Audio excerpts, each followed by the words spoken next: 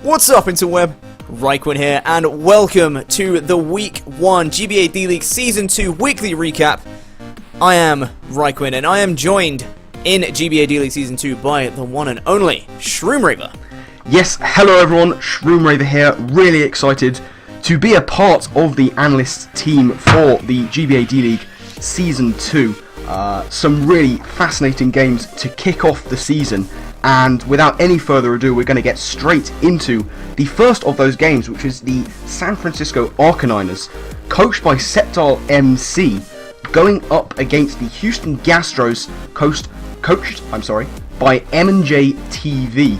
A really close, exciting game to kick us off. Septile MC and the San Francisco Arcaniners able to take a 1-0 victory to get their season kicked off to a really nice start.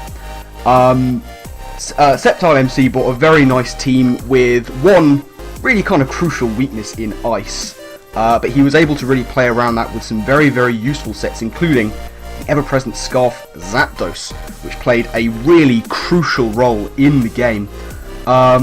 Really able to use some nice solid bulk in the form of Milotic and Shaman with that really nice Serene Grace to whittle down M&J TV's Houston Gastros to bring Zapdos in sort of late game, able to pick up a few KOs towards the end. The end game didn't go as well probably as Septile MC would have liked. It was looking a sort of 3-0 differential, but he was playing safe, and damage rolls were a thing for his Zapdos. So, you know, what he did was basically just Volt Switch around, sack off mons where he needed to, and take the KOs with his Scarfed Zapdos. Playing it safe at this stage, probably more important to the coaches than getting a massive differential. It's always nice to have that first victory. And, you know, M&J TV still looking for that. He brought the pain with the likes of Banded Sorp and Mega Aerodactyl. And a very nice offensive Mew. Very easy to fit Mew into that defensive role. We've talked about that before. But he was able to use a nasty plot one and really scare the Arcaniners towards the end of the game. Yeah, he didn't really have too much for Shaman. He was looking for Raikou to do the job, but unfortunately that isn't the ideal thing to do it. But for a first game for the Houston Gastros, that is looking very promising. A 1-0 is certainly nothing to be disappointed with, and he's really, you know, sort of getting into his game sort of style here. And yeah, it's an encouraging start. There were very encouraging signs from the Gastros, I think. Yeah, absolutely. Couldn't agree more with most of your points there. And I think, as you said, taking into account that this is the first game in this format that M&J TV has played, and he doesn't have the most amount of experience in competitive as a whole, getting a 1-0 loss against the Arcaniners, Septile MC, someone who has quite a lot of experience and is considered, you know, one of the favourites for this whole season, having the closest possible of 1-0, Zapdos living literally on 1 HP on a 1-0. You couldn't really have asked for better. If you were going to lose, that's probably the best way you could possibly lose. So it's a very nice effort on his part. And again, as we said, this is his first game, so we're going to take that into account. But there are a few plays that could have been better on his side, which, from the looks of his match, it looks like he's learnt from it. For example, if when Septile MC brought in a Zapdos against Mega Aerodactyl, the only real reason he'd be doing that is if he's Choice Scarfed, Mike not really recognizing that, and Mega Aerodactyl went down from a Volt Switch straight after that. But, you know, if he can learn from that and use it in future weeks, then it's not really a mistake to go with anyway.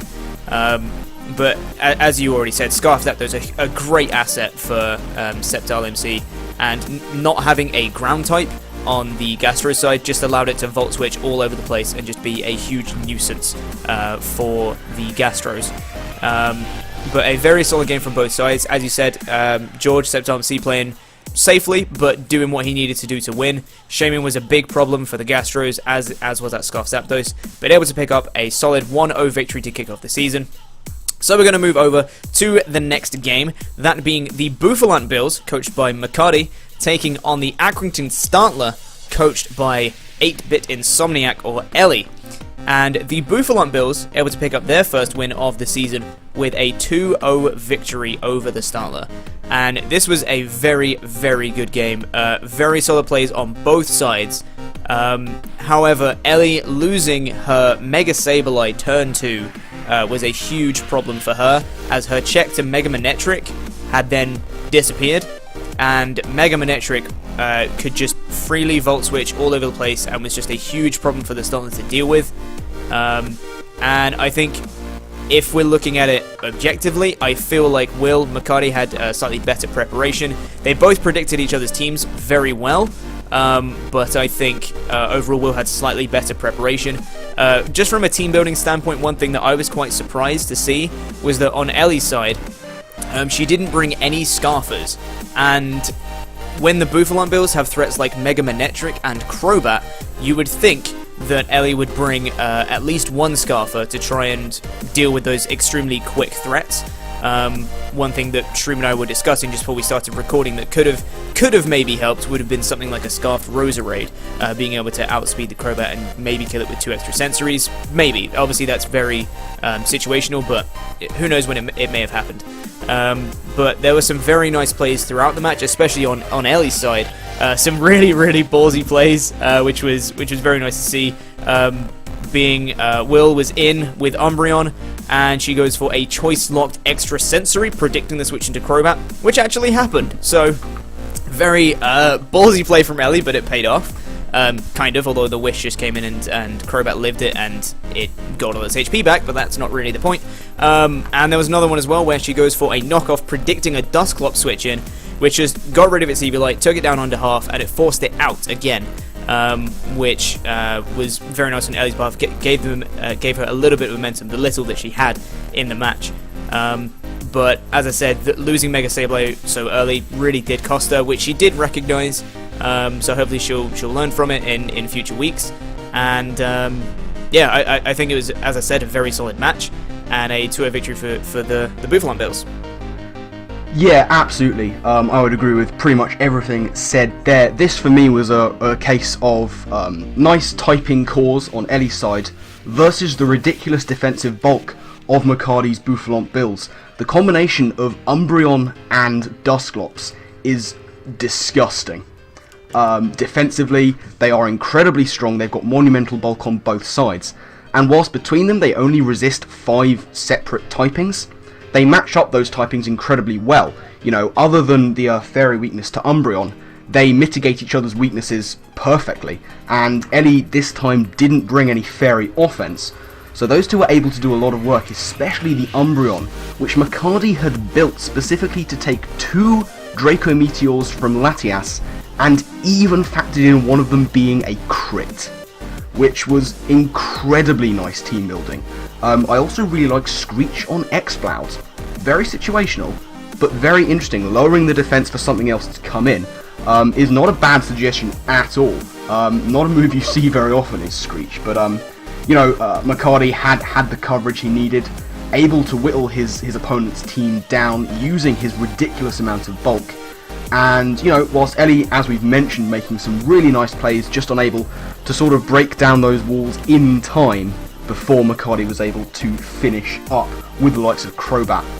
If I was looking at Ellie's team from a changing perspective, perhaps it might have been nice to see something like Regirock, just to have some ridiculous bulk of her own in there, alongside the likes of Vaporeon.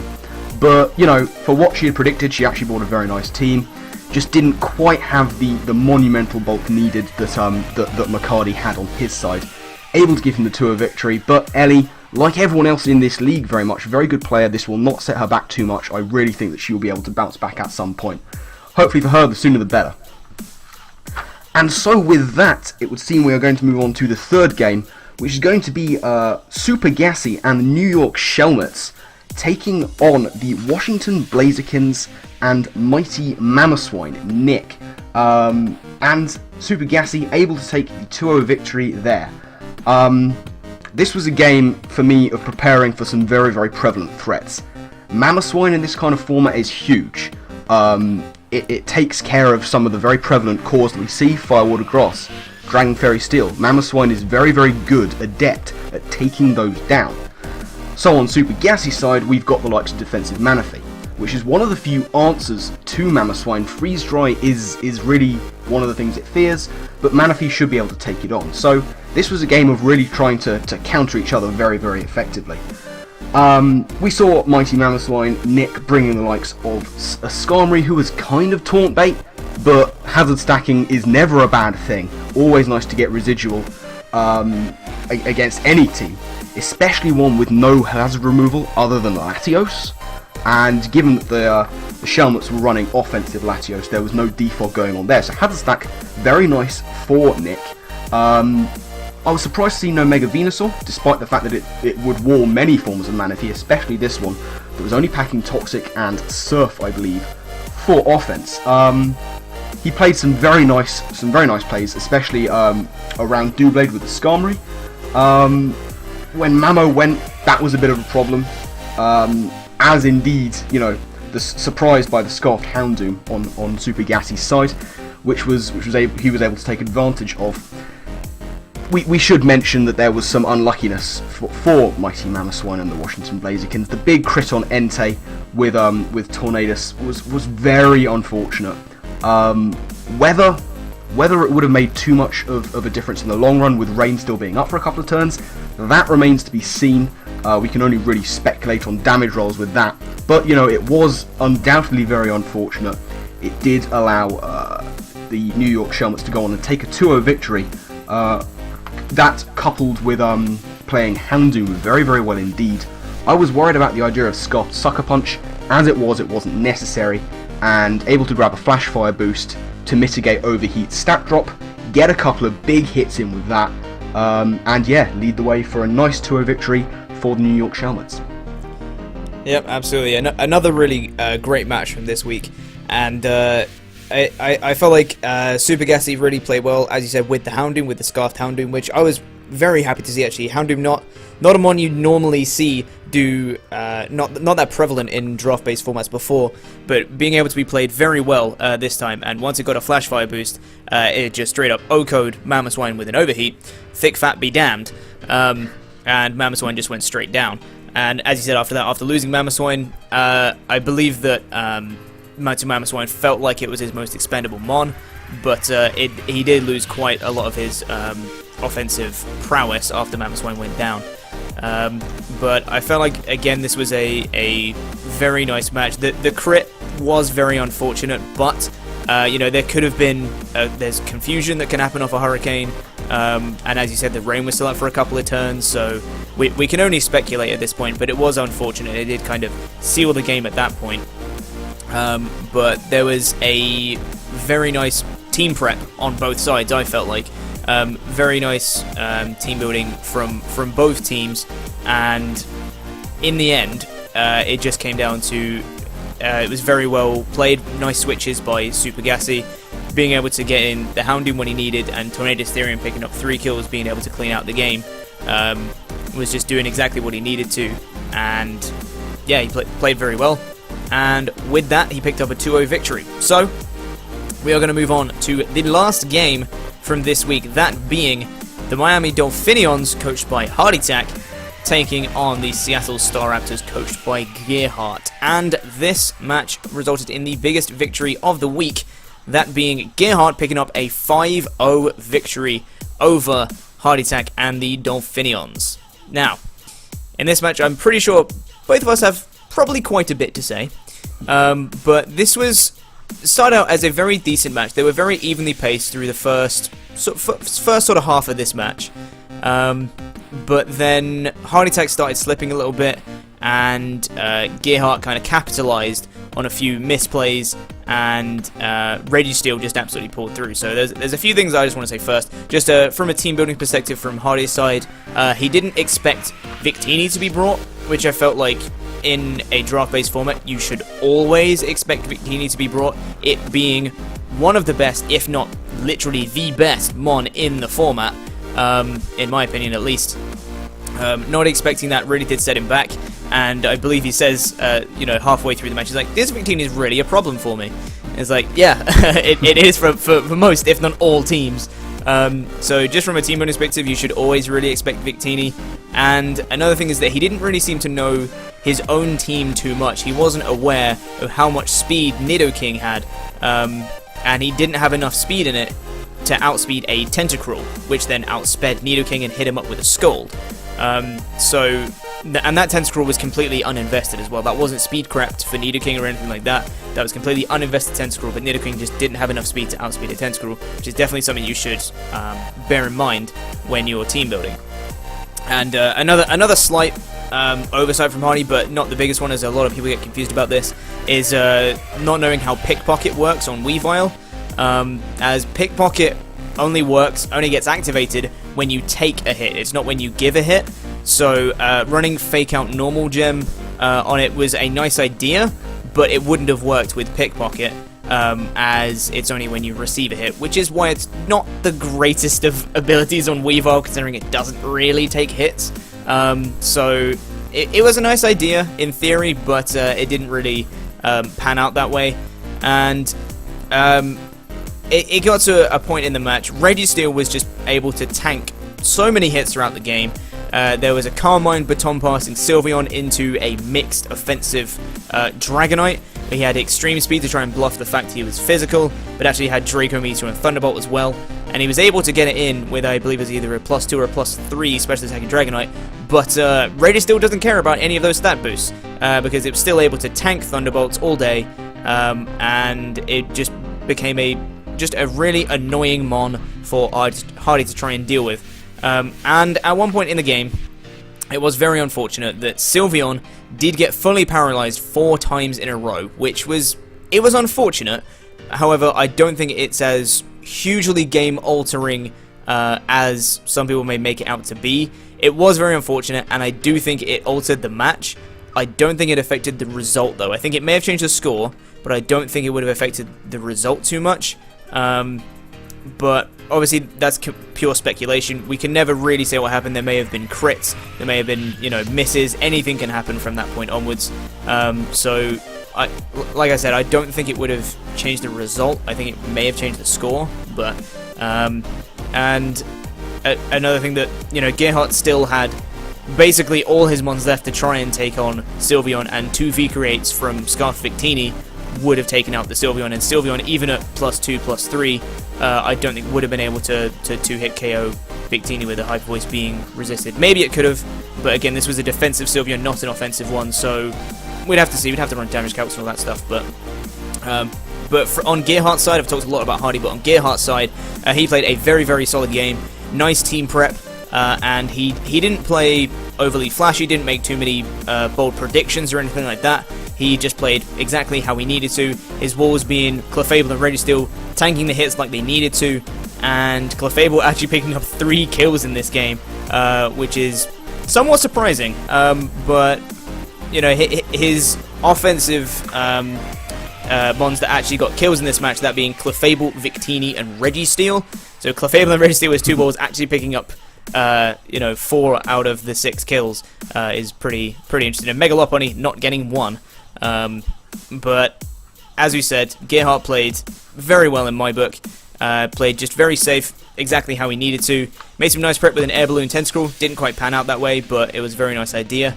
But able to just play how he needed to and pick up the 5-0 victory. Yeah, absolutely.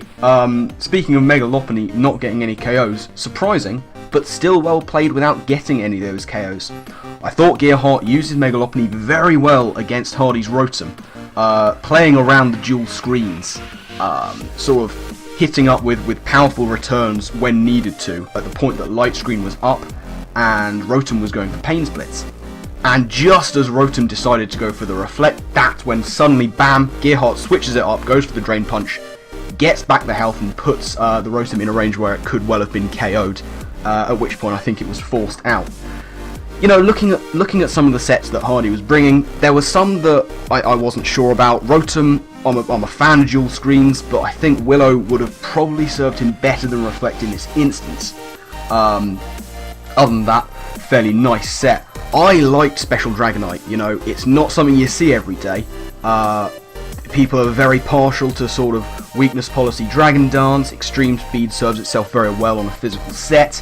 But running Special Dragonite with Extreme Speeds, which serves both the purpose of bluffing the sort of choiced, banded, maybe fully physically offense set, and getting that powerful priority, very nice idea. Would have liked to have seen Flamethrower or Fire Blast over Ice Beam. Ice doesn't give him an inordinate amount more coverage, and he wouldn't have been walled by that Registeel, and may well have been able to take it down, possibly change the outcome of the game a little bit. Yeah, not running enough speed on Nidoking, less than ideal to get outsped by Tentacruel, which is faster than people tend to think. Tentacruel hitting base 100 speed, I think. And yeah, he lost his spinner too early for me.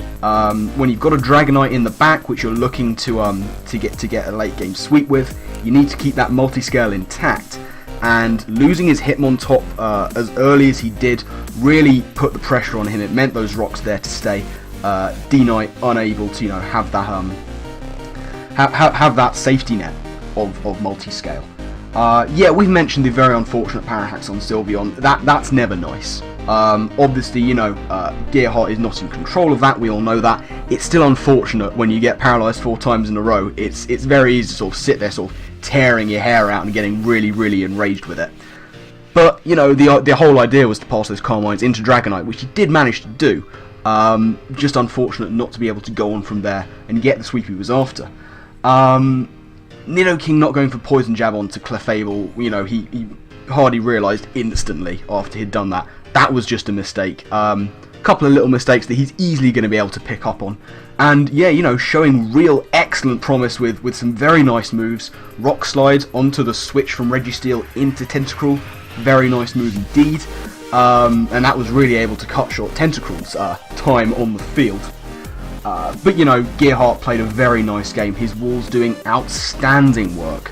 Clefable and Registeel is a very nice core in and of itself, and the fact they were able to get, as Ryan mentioned, 4 of those KOs, showing just exactly how useful they can be. So, I think that is pretty much it for the games. What we are probably going to do now, move on to the conference breakdown. For those of you who don't know, our 8 teams have been divided into 2 conferences, that being the Yellow Conference and the Crystal Conference. Many games going on between them and sort of within the conferences themselves. So what we're going to do, take a little bit of a look at those. So first up, the Yellow Conference. Sitting at the top there, we have Makadi and the Bulant Bills taking, of course, that 2-0 victory. It is, in fact, a tie, of course, with the New York Shelmets, also in the Yellow Conference, also picking up a 2-0 victory. Sitting at third, with still with the 1 victory, the big 1-0 for the San Francisco Arcaniners. They and Sceptile MC going to be sitting at third in the Yellow Conference.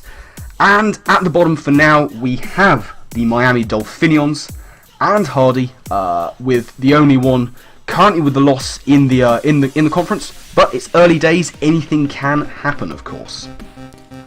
And if we move over to the Crystal Conference, we can see it's actually, obviously, of course, after being week 1, this is actually a mirror image of the Yellow Conference. So the Seattle Star Raptors and Gearhart up in first at the moment with that 1-0 with a +5 differential. And then we have the 3 remaining 0-1s, that being the Gastros in second with 0-1 and a -1 differential, and the Startlers and Blazerkins with 0-1 with a -2 differential. But as we said, these positions are not really set. A lot of things can change in future weeks, and it's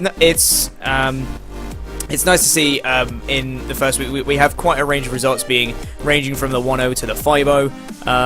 I thought it was very interesting to see how this is going to pan out. But as we said, it may seem like a big difference now, but a lot can happen in future weeks.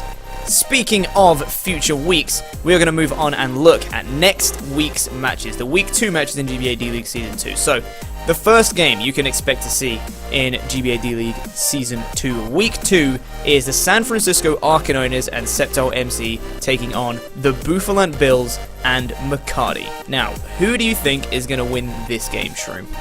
This is going to be a huge one. We've got 2 people going into this off the back of wins. Sceptile MC has been picked by many people to be something of a favourite in this season, but Makadi has shown himself to be a very, very able battler. He's got some fantastic tricks up his sleeve, and those 2 incredible walls that we've already seen him use to great effect in the form of Dusclops and Umbreon. It's going to be very much a case of Sceptile MC being able to break down those walls. This is not going to be easy. You're looking at an Umbreon and a Dusclops that has Wish support from that Umbreon. Gonna be incredibly difficult for him to do that, but Sceptile MC is a very canny player. You know, he has tricks of his own. There is a reason that people are looking at him as something of a favourite. He is a tricksy player, and you can never underestimate him at all. Nor can you, of course, Makadi. He will put up a fantastic challenge to this. If I was going to have to pick someone, I have to go in my heart and say that Sceptile MC might just be able to edge this, but I know that Makadi will give him a huge run for his money. Yeah, in my view, it's like you said, it's going to be a fantastic game. I am really looking forward to watching this one between two great battlers. I think Makadi is kind of anyone who didn't know him from before the D-League, he's kind of made his mark already on the D-League as such, and people saying, okay, this guy's a top contender, he knows exactly what he's doing, he's a great battler. Being able to take someone, to beat someone in week 1 like AB Insomniac, like Ellie, who's a great battler in her own right, really showcases off his battling abilities. This is going to be a fantastic game. And if I absolutely had to predict, which I do, I think I'm actually going to disagree with you. I think the Bulant Bills, are actually going to be able to come up with something that George is just not going to have an answer for. And as you said, that combination of Dusclops, Umbreon is just no bueno for any opponent to try and take that on. Combined with the possibility of him bringing some sand offense, there's always going to be at the back of people's minds whether he's going to bring that Hippowdon Excadrill combo, but as he's showcased in week 1, he doesn't have to use it. He is not reliant on it at all. So he can bring that at any point, and if he does so, he can really put some pressure on George this time. But even if he doesn't, I still feel like he's going to be able to come up with a very solid team and really put his mark on the GBA D-League Season 2 with a win over the Arcanines. Like I said, it's going to be close. I don't think it's going to be a sweep by any means. I don't think it's going to be a 4-5-0. I think it'll be close. I think it'll be maybe a 2-0, maybe a 1-0. It'll be a close match, but I think the Bills may just pivot. Well, there it is. Predictions on that first game. So, looking to the second game, we are going to have the New York Shelmets and Super Gassy taking on the Miami Dolphinions and Hardy.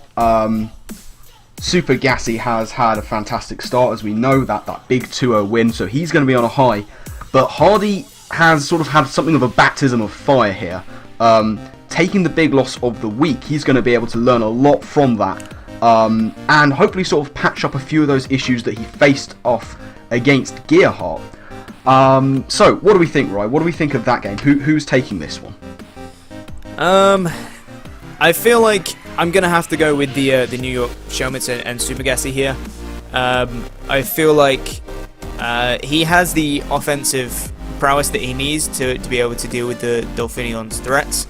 I think that a rain potential for him can really put a lot of pressure on the Dolphinions, as they really don't have much to take advantage of the rain, other than maybe Raichu or Rotom Wash. That's pretty much about it. And things like Latios can really pressure the Dragonite to a certain degree, if that multi-scale is broken. And I feel like he has the mons he needs. He has something to outspeed a Weavile, for example, with Tornadus Therian. That being one of the quicker mons that you normally see, one of the offensive things. He actually has something to outspeed it for once, maybe forcing it to only go for an Ice Shard against it when it can't just spam all the Ice and Dark moves that it wants to. I feel like the Shelmets have the matchup here, and I feel like from the way he's played in week 1, I think that Super Gassy is going to continue in his ways and pick up another win. I feel like this is probably going to be, if I had to guess a score, I'd say a 3-0. That would be my guess. I'd say a 3-0. And yeah, I can see the Shelmets getting another win here, going 2-0 in the season. I would have to agree on the basis of the result. I think the Shelmets probably have this, but I would not be so quick to write off the Dolphinions in rain. Remember, he's already tried specially offensive Dragonite. Dragonite can take a huge advantage in the rain. The likes of Hurricane, Thunder, Surf, even if he wants to run physical, and you've got Aqua Gym, I believe. So, yeah, I think he's got options to try and counteract that rain. And he has some very prevalent physical threats. We haven't seen him use Mega Medicham yet, but I would have to agree that the Shelmets possibly have the matchup here and can use the rain better. Manaphy is looking to put in a big old shift in an offensive role. If the likes of Raichu, maybe Rotom can be damaged, of course Manaphy does have coverage for the latter, maybe not so much the former. But yeah, I would be backing the Shelmets here to take the win, as far as what I think is going to happen. But yeah, if Hardy can sort of patch up those issues we saw him take in the first game, I think he'll be putting up a really, really good fight here. Still waiting on that Butterfree, but we're going to see it sooner rather than later, I am sure. Absolutely. So that's the second game from next week. We're going to move on to the third game, that being the Accrington Startler versus the Washington Blazerkins. Who do you think is going to take this game, Shroom? This is the game that many have been looking forward to. Ellie versus Nick, this is going to be a wonderful game. Both also coming off the back of 2-0 losses in week 1, which is very, very interesting.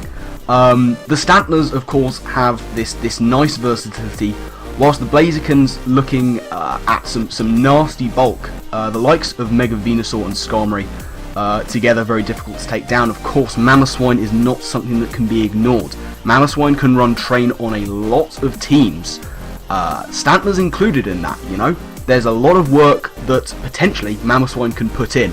But I think if Ellie maintains those 1 or 2 mons that will be very useful for Mamoswine, whilst not sort of skimping on taking care of Mega Venusaur at the same time, it's so close. This is the one game that I was not looking forward to calling. It's a very, very difficult one to call. But I just think that the power of the Blazerkins might overcome here. Combination of Mamoswine and Entei can put in a huge amount of work, and I think it would take something very special from the Stantlers and Ellie to overcome that, but she's definitely the kind of player that can pull off something special. Yeah, I'm tempted to agree here with the Blazerkins, but I really don't know about this Starler. I think like they can potentially pull something off that Ellie's a very creative player. I know that personally, and I feel like she's gonna know that the combination of, as you said, Entei and Mamoswine kind of runs through it, but she will prep for that accordingly. She'll come up with something to deal with those guys, and once she does, I feel like she's going to take Nick by surprise. She may be able to take out one of those threats. Surprisingly, she'll have a surprise Scarfer or something that's built defensively that you wouldn't expect to be able to take those hits. And, you know, something that comes to mind immediately would be, I don't know, something like Regirock. Obviously being able to take the fire hits from Entei, and maybe even holding, I don't know, a Shucker Berry against Mamoswine, maybe packing counter, that's the thing it can do. So, who knows, it may, I feel like Ellie will come up with something unique to try and take it down. Whether it works or not is another question, but I feel like she can do decently well against Nick's team, aside from those offensive threats like you mentioned. So I feel like if she can take those down, I feel like she may actually have a chance in this match. And it's very close to call, but I think I'm actually going to go with the Startler on this one. Well. And I think the Accrington Startler are going to pick up 1-2-0 victory. Like I said, it's going to be close. Absolutely. But yeah, I'm probably going to regret that. I'm going to go with Startler. I'm not going back on what I said. I'm going with Startler. And yeah, like I said, it's going to be a close game. Going to be a close game for sure. Absolutely is. A little bit of rivalry between those two coaches, really going to spice things up. So, moving on to the final game of next week, and we're going to see the Houston Gastros M&J TV going to be taking on Gearhart's Seattle Staraptors. You know, a sort of opening coach in the form of M&J TV, taking that on that very close, the closest of 1-0 losses. Gearhart with the big win of the week. This is going to be a huge game for both of them.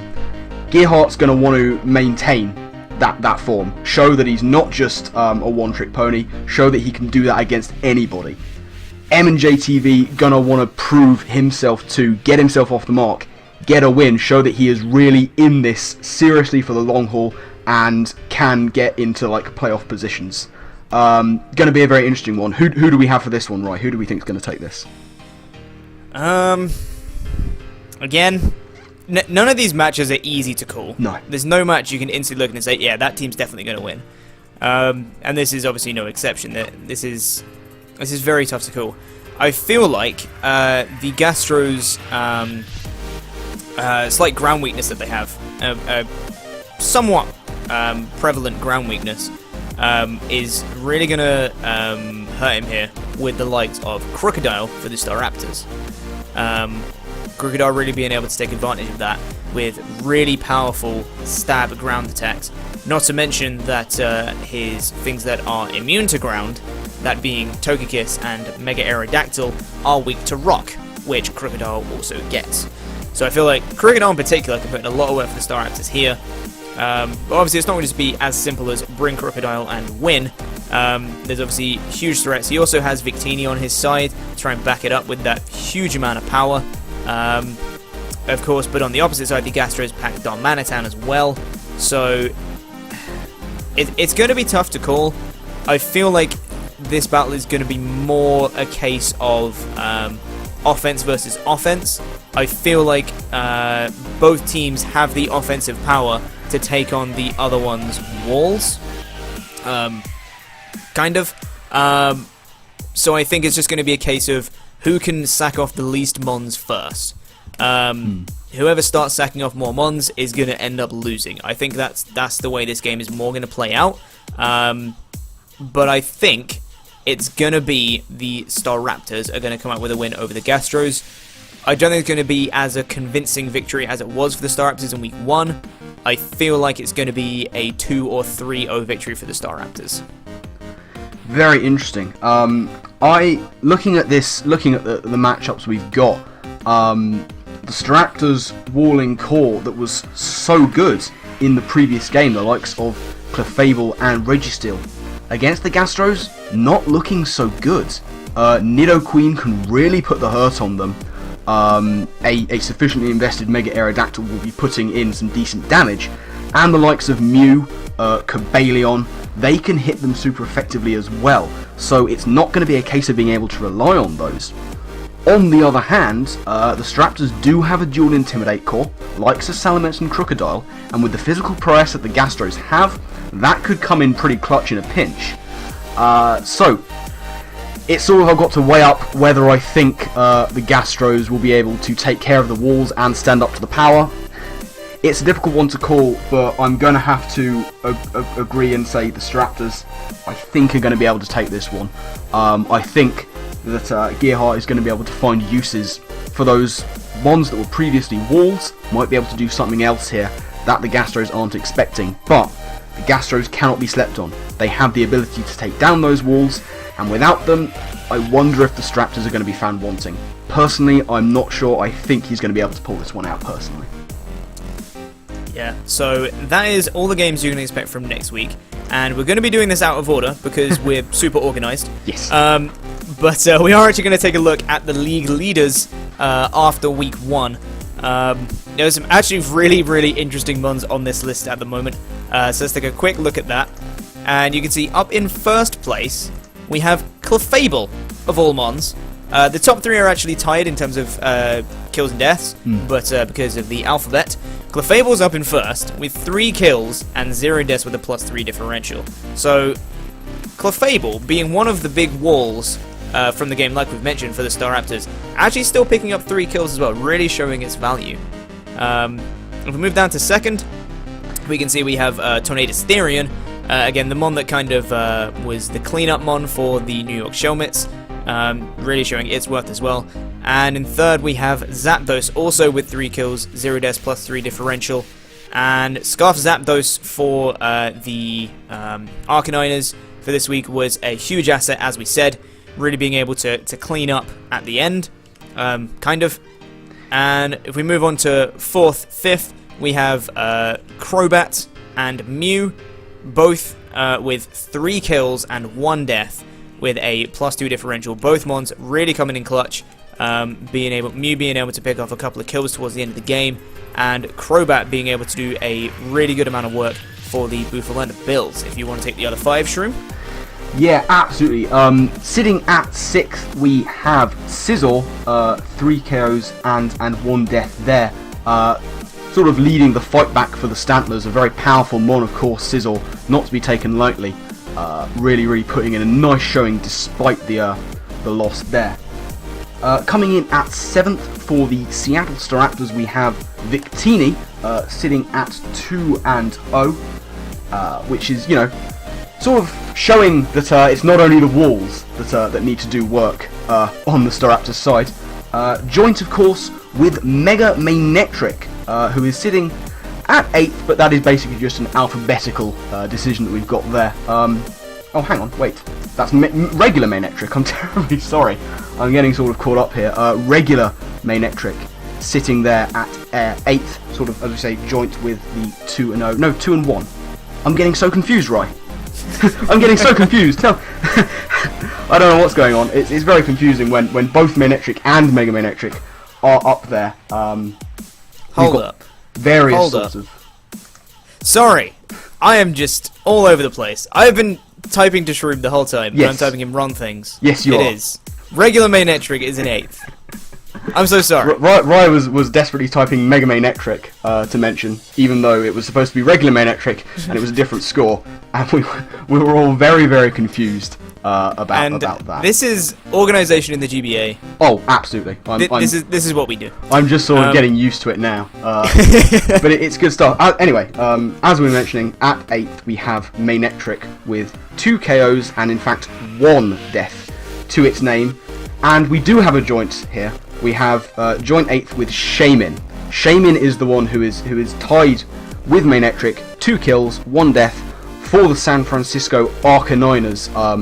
Shaman a huge threat, one of those base 100 across the board pixies, which sometimes goes a little bit under the radar, but is really sort of very prominent in this kind of format.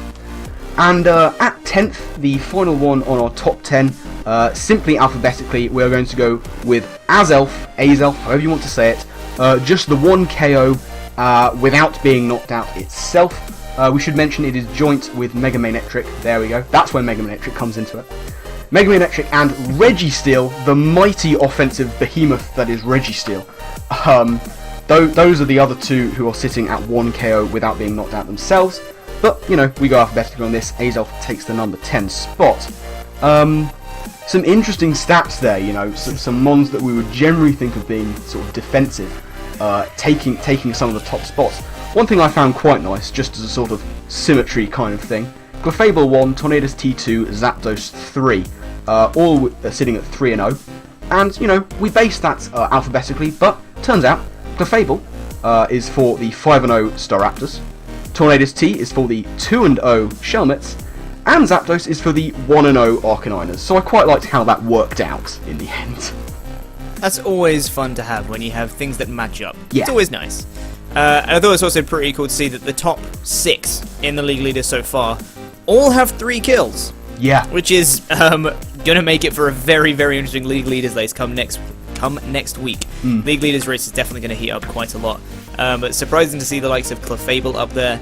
Crobat can be, you know, a threat. Definitely not one to sleep on, but again, surprising to see it up so high. You wouldn't normally think of it being up so high. Then you have the likes of Victini. You would definitely expect to see a Victini up there. But regular Mainetric. Still slipping on that. Yeah. Regular Mainetric. Actually, I think surprising. A lot of people think it's somewhat maybe underwhelming in the format, but up in 8th place right now, so we'll see if it can capitalize on that next week. But with that said, unless you have anything else to add to the league leaders race, Shroom? No, don't think especially so. Fantastic. Well, with that, we are going to wrap things up. Sorry this hasn't been quite as organized as we'd like it to be, but this is week 1. We are going to always improve from this. So thank you very much for watching the GBA D-League Season 2 weekly recap with myself and Shroomraver, and we'll be back next week covering those matches that we talked about earlier for week number 2. So thank you very much for watching, and we'll see you guys next week. I've been RhyQuinn, he's been Shroom, and we'll see you next time. Toodaloo. Goodbye.